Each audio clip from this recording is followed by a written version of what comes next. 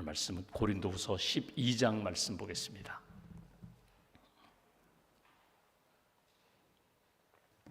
고린도후서 12장, 오늘은 11절부터 18절까지 보겠습니다. 고린도후서 12장 11절부터 18절까지 말씀 함께 봉독합니다. 내가 어리석은 자가 되었으나 너희가 억지로 시킨 것이니 나는 너희에게 칭찬을 받아야 마땅하도다. 내가 아무것도 아니나 지극히 크다는 사도들보다 조금도 부족하지 아니하니라.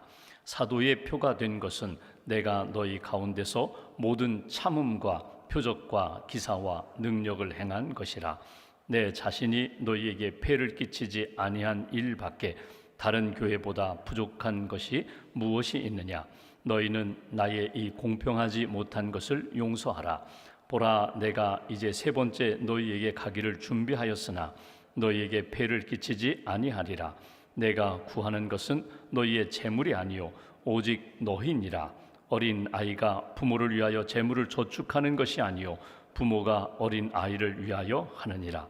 내가 너희 영혼을 위하여 크게 기뻐함으로 재물을 사용하고 또 내 자신까지도 내어주리니 너희를 더욱 사랑할수록 나는 사랑을 덜 받겠느냐. 하여간 어떤 이의 말이 내가 너희에게 짐을 지우지는 아니하였을지라도 교활한 자가 되어 너희를 속임수로 취하였다 하니 내가 너희에게 보낸 자 중에 누구로 너희의 이득을 취하더냐. 내가 디도를 권하여 함께한 형제를 보내었으니 디도가 너희의 이득을 취하더냐. 우리가 동일한 성령으로 행하지 아니하더냐. 동일한 보조로 하지 아니하더냐. 아멘. 주님의 은혜와 평안이 여러분과 함께 하시기를 기원합니다. 오늘 본문의 표제를 보시면 오늘과 내일의 말씀은 고린도 교회의 일을 염려하다.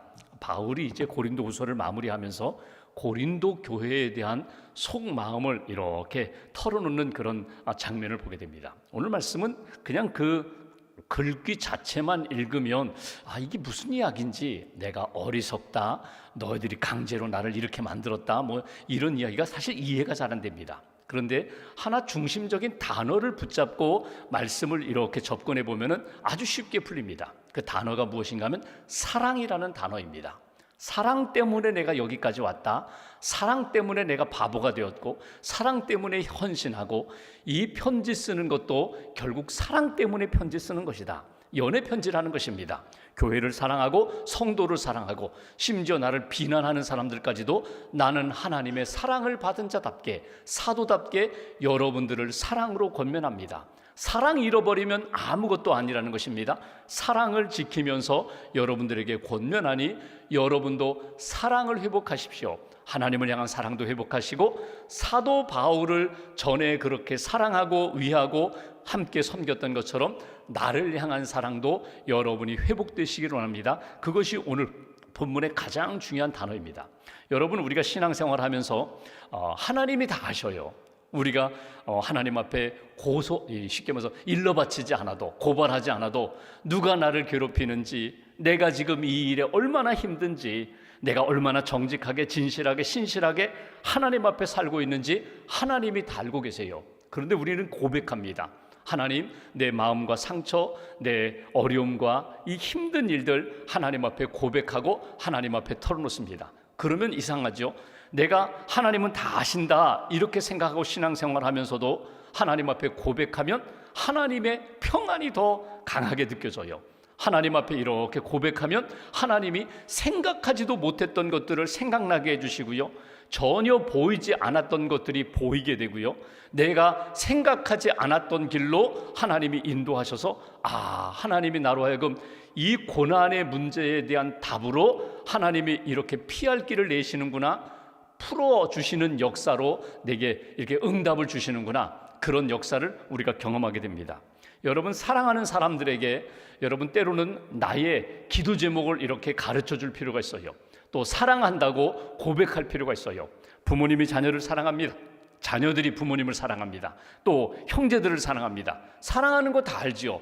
성도가 성도를 사랑합니다. 목회자가 성도를 사랑하고 성도들이 목사님을 사랑합니다. 그런데 다 알면서도 때로는 사랑을 고백하고 사랑을 표현하면 내가 정말 사역의 보람이 있구나, 내가 이렇게 살아가는 의미가 있구나, 사랑이 결코 헛되지 않구나 하는 것을 확인하게 되거든요. 그래서 여러분, 우리가 편지를 쓰는 거예요. 카톡을 보내는 거예요. 기도해 주는 거예요. 때로는 기도 제목을 묻는 거예요. 요즘 어떤 기도 제목이니? 내 기도 제목을 나누는 거예요. 부모님이 자녀들에게 우리 엄마 아빠가 요즘 새벽에 이런 기도를 한다고, 너희는 요즘 어떤 기도를 하고 있니? 기도 안 하는데요? 그럼 기도해야지. 엄마 아빠가 기도하는 것처럼 너희들도 그 마음을 품고 같은 믿음으로 한 뜻으로 하나님 앞에 기도하자고. 이게 사랑이거든요. 신앙생활에서, 인생에서 사랑 빼면 무엇이 남을까? 여러분, 이 아침에 새벽에 달려 나오셨어요. 차를 타고도 오시고 또 먼 거리 20-30분 걸어서 여러분 새벽에 오셨어요. 집에서 편안하게 침대에 누워 기도할 수 있는데 왜 주님 앞에 이렇게 가까이 나와 기도하세요? 결국은요, 사랑 때문에 그래요. 믿음으로 시작했지만 우리가 하나님의 사랑을 받았고 하나님의 사랑을 사모하기 때문에 그 사랑의 은혜와 능력으로 살기 때문에 여기까지 오신 거거든요. 그러면 사랑을 받고 사랑을 확인하고 체험하고 사랑의 증언자로, 사랑의 증거자로 우리가 살아가야 한다는 거예요. 오늘 말씀을 쭉 풀어보시면서 하나님, 사랑 잃어버리지 않게 해주세요. 사랑 회복하게 해주세요. 사랑으로 모든 것들을 감당할 수 있는 사도 바울과 같은 믿음의 사람 되게 해달라고. 11절 말씀 보실까요? 이렇게 표현합니다. 내가 어리석은 자가 되었으나 너희가 억지로 시킨 것이니 나는 너희에게 칭찬을 받아야 마땅하도다. 내가 아무것도 아니나 지극히 크다는 사도들보다 조금도 부족하지 아니하니라. 11절 한 절만 그냥 읽으면요, 도무지 무슨 이야기인지 모르겠어요. 내가 어리석은 자가 되었다. 왜 바보처럼 살고 있느냐? 앞부분과 연결시키면 헛된 자랑이 아니라 하나님이 주시는 영적인 자랑을 자랑하면 손가락질 받을 수 있는데도 불구하고 내가 이렇게 자랑하는 것은 의미가 있기 때문에, 정말 귀한 자랑이기 때문에, 땅에 떨어지지 아니하고 하나님의 기쁨이 되기 때문에 어리석은 자랑을 한다, 이렇게도 해석할 수 있지만 성경 우리가 읽은 말씀 전체를 보면요, 내가 어리석은 자가 되었다, 그 얘기는 뭐냐면 내가 사랑의 바보가 되었다는 거예요. 사랑하기 때문에 내가 어리석은 일, 세상 사람들이 보면은 가지 않는 길, 가지 않는 일을 내가 이렇게 바보처럼 하고 있다는 거예요. 여러분, 자기를 비난하고 공격하는 사람에 대하여 무조건 받아주고 또 사랑하고 또 용서를 구하고 또 권면하는 것, 이거 어리석은 일이지만 너희들이 나를 이런 사람으로 만들었다는 거예요. 너희가 억지로 시킨 것이다. 이건 뭐예요? 나로 하여금 끝까지 사랑하도록 만든 것들이 너희가 아니냐. 그 사랑을 내가 끊을 수 없다는 거예요. 사랑을 받았기 때문에, 하나님의 사랑받고 예수의 사랑을 받았기 때문에 고린도 교회에 내가 너희들을 사랑한다는 거예요. 이 이야기는 무엇입니까? 내가 여러분들을 사랑하고 기도하니 여러분들도 사랑을 회복하세요. 고린도는 항구 도시예요. 성적으로 타락한 도시예요. 사랑이라고 하면 고린도 사람은 항상 육체적인 사랑만 생각했어요. 세상의 쾌락만 생각했어요. 근데 예수 믿은 다음에 진짜 아가페의 사랑을 경험했거든요. 그런데 그렇게 하나님의 사랑, 예수님의 사랑을 경험한 그들이 그 사랑은 점점 약해지고 다시금 인간적인 사랑을 추구하는 거예요. 이걸 뒤집으라는 거예요. 인간적인 사랑, 욕망, 세속적인 사랑은 다시금 내려놓고 하나님의 값없이 주셨던 그 아가페의 사랑을 회복하여 조건 없이 기도하며 용서하며 다른 사람을 축복하는 사랑을 회복하기로 한다. 바보처럼, 어리석은 것처럼 여기지만 이것이 진짜 하나님이 우리에게 원하시는 모습이다. 12절 보실까요? 바울은 이렇게 얘기합니다. 사도의 표가 된 것은, 왜 내가, 여러분들이 나를 사도라고 인정하지 않고 부정하는데, 비난하는데 내가 사도 맞다는 거예요. 하나님이 부르시고 보냄받은 자 맞다. 내가 너희들을 위하여 예수님의 제자가 되고 사도가 되어서 내가 열심히 사역하고 지금도 편지하는데, 사도가 된 표식, 표지, 마크가 있다면 첫 번째가 모든 참음, 표적과 기사와 능력을 행한 것이다. 누구를 향하여? 내가 너희 가운데, 너희를 향하여 오래 참는 것, 이게 하나님이 가장 기뻐하시는 것이고, 이게 진짜 사도, 이게 지도자라는 거예요. 이게 진짜 하나님이 기뻐하시는 사역자의 모습이라는 거예요. 여러분, 성령의 열매 가운데 사랑, 희락, 화평, 오래 참음 쭉 나와요. 성령의 열매 가운데 사랑이 중요해요. 여러분, 사랑이 무엇으로 나타나는가? 고린도전서 13장 우리가 이미 읽었지만 그 성령이 주시는 사랑의 열매는요, 오래 참음으로 나타나요. 반드시 오래 참음이 없으면 사랑이 아니에요. 한경직 목사님이 그런 이야기 하셨습니다. 목사님은 어떻게 그렇게 성자처럼 목회를 하세요? 그 영락교회 기라성 같은 장로님들, 권사님들 계시는데 그 틈바구니에서 어떻게 그렇게 은퇴하기까지 훌륭한 목회를 하셨어요? 그때 젊은 후배 신학생 목회자들에게 한경직 목사님이 주신 교훈이 있다면 참으시면 됩니다. 계속 참으세요. 참지 못하면 목회는 안 된다는 거예요. 그러니까 목사님이 참아야 교회가 평안하다는 거예요. 목사님이 참아야 장로님들과의 관계가 원만하다는 거예요. 목사님이 참지 않으면 교회는 엉망이 된다. 사단이 틈을 탄다.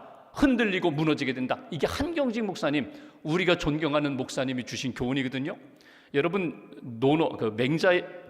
공자가 쓴 글에 보면은 이런 이야기가 나옵니다. 황제가 참으면 나라가 해가 없고 나라가 평안하고, 제후가 참으면 큰 나라를 이룰 수 있고, 또 집안에서는 형제들이 참으면 집안이 부귀영화가 찾아오고, 부부가 참으면 해로하게 되고, 그리고 나 자신이 참으면 내가 존귀한 자가 된다. 재해가 없다. 참는 것이 인생에 있어서 가장 중요한 지혜라는 이야기를 공자가 합니다. 여러분, 이거는 세상적인 참음도 있지만 성경적으로 표현한다면요, 이건 내가 참는 것 아니에요. 내 안에 계신 성령님이 나로 하여금 인내하도록, 환경 가운데 어려운 고난의 조건을 참을 수 있도록, 사람과의 갈등과 여러 가지 어려운 문제를 내가 사랑으로 참을 수 있도록, 나는 못하는데, 생각과 감정이 나는 감당을 못하는데 성령님이 내 안에 오셔서 계속해서 힘을 주셔서 사랑으로 참을 수 있도록 만들어주신다. 바울이 이야기합니다.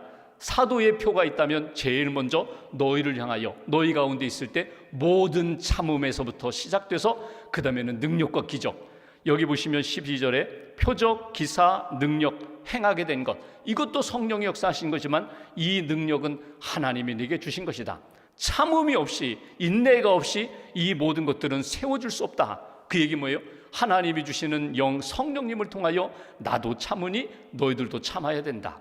14절 말씀 보십시오. 보라, 내가 이제 세 번째 너희에게 가기를 준비하였으나 너희에게 폐를 끼치지 아니하리라.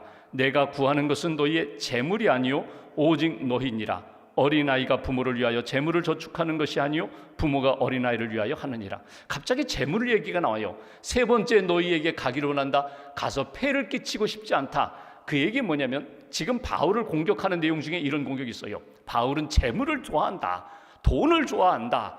바울이 고린도에 처음 왔을 때에는 천막 만드는 일을 하면서 그렇게 먹고 살더니 교회가 부흥하고 사람들이 많아지고 양육한다고, 말씀을 전한다고 하면서 그 다음에는 자기가 돈을 벌지 않고 우리 성도들이 다 바울에게 월급 주듯이 돈 줘가지고 편안하게 살았잖아. 바울은 돈을 탐하는 사람이야? 이런 이야기가 나왔다는 거예요.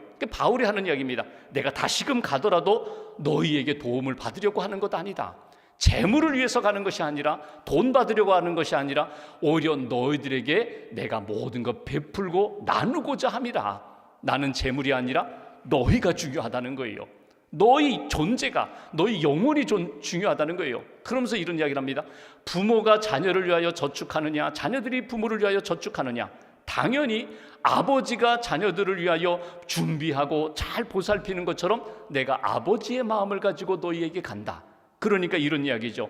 내가 너희들보다 하나님의 부름을 받고 하나님의 은혜를 먼저 받았기 때문에 내가 아버지의 마음으로, 주님의 마음으로 너희를 끝까지 사랑하고 용서하고 참고 너희가 회복되기를 원하는 것이 나의 마음이다.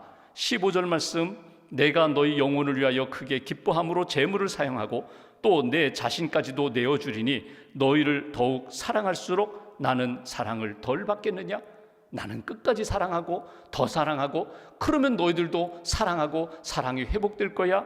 특별히 나 자신을 내어주는 데까지 가더라도 너희를 사랑할 거야.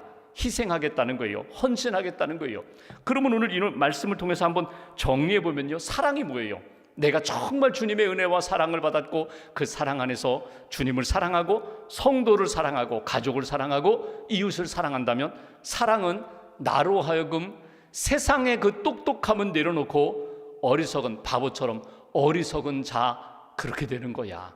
야, 왜 그렇게 살아? 왜 이렇게 바보처럼 살아?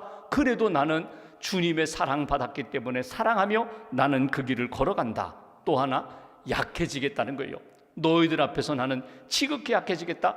어제도 본 것처럼 약함이 강함이라고, 약함이 하나님의 능력을 나타내는 것이라고, 내 힘으로 하지 않겠다는 거예요. 성령님의 도우심 가운데 성령님 의지하며 나는 기꺼이 나는 그 사랑을 감당하리라. 낭비하겠다는 거예요. 나 자신을 내어줄지라도 나는 끝까지 이 사랑을 잃어버리지 않겠다. 우리가 알고 있는 성경에 여러분 옥합을 깨뜨려 예수님께 부었던 여인, 제자 중에 하나가 아이고 이거 300데나리온이나 되는 이 값비싼 것을 어떻게 한 번에 이렇게 낭비합니까? 허비합니까? 그때 예수님이 아니다 이 여인의 헌신은 성경에 기록되어 오래오래 많은 사람들의 가슴 속에 남아야 된다. 그게 뭐예요? 사랑이에요. 사랑을 물질로다가 가치를 매길 수는 없지만 여러분 진짜 사랑하면 물질의 가치를 뛰어넘어서 내 생명까지도 내어줄 수 있는 것이 사랑이라고 예수님이 보여주셨거든요. 나를 구원하기 위하여 자신의 몸을 내어주셨던, 십자가에 죽으셨던 그 사랑을 내가 받았다면, 내가 정말 누구를 사랑한다면 계산하지 않는다. 바보처럼 어리석은 자, 내가 지극히 약한 자, 그리고 내 것까지도 기꺼이 내어줄 수 있는 그런 사랑이 된다. 그러면서 그 사랑을 행하면서 오늘 마지막 한 가지 더 봅니다. 15절에 보시면 이런 표현이 있어요. 너희 영혼을 위하여 크게 기뻐함으로. 그 사랑이요, 내 삶에 아무 의미 없는 것이 아니라 진짜 은혜와 기쁨을 누리게 만든다는 거예요. 어리석지만 기쁩니다. 바보처럼 낮아졌지만, 약해졌지만 기쁩니다. 내 것을 다 내어주고, 욕먹어도 또 가고, 욕먹어도 또 하고, 욕먹어도 또 품어주는 그 사랑 때문에 내가 살아가는 것입니다.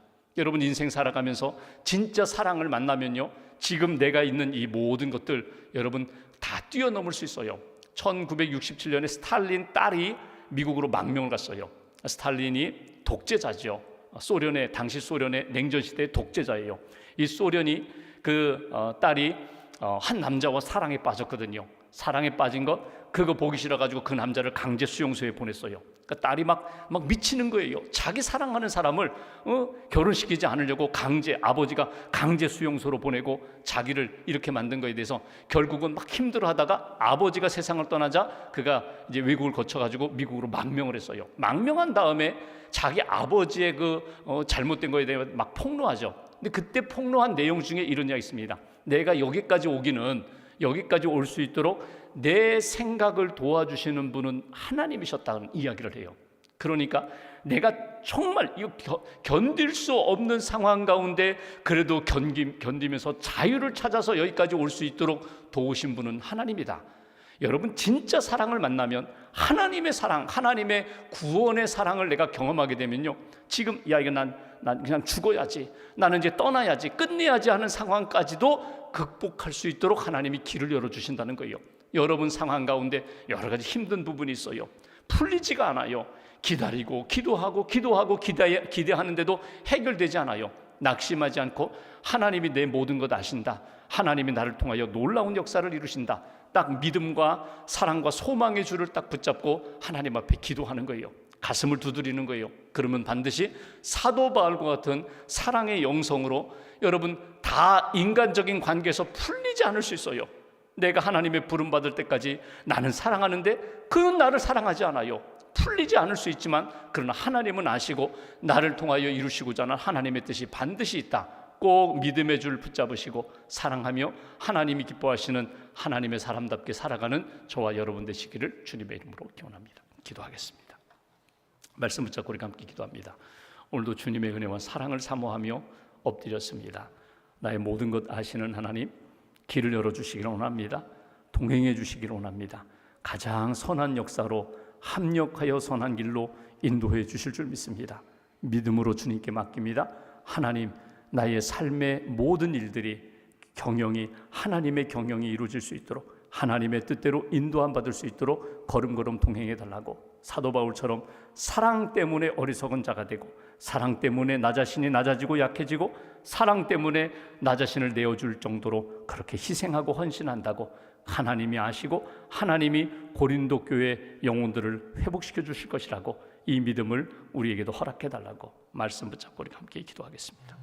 하나님,